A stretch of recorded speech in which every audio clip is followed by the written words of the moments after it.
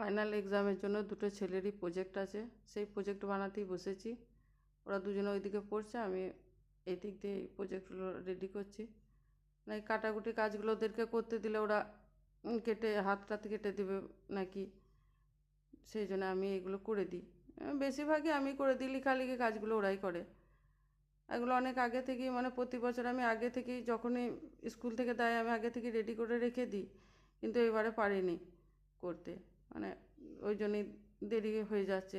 এবার দেখি কদিনে এটা হয়।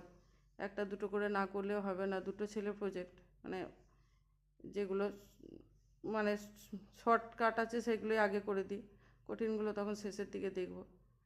দিয়ে সন্ধ্যার সময় বসেছি ওই প্রজেক্ট বানাতে, আর দু ছেলেকে পড়াতে বসিয়েছি ওইদিকে। সেই সাদা আর্ট পেপার দিয়ে বোর্ডটা মুড়িয়ে আবার গ্রিন পেপার দিতে হবে, ওইটাই করছি।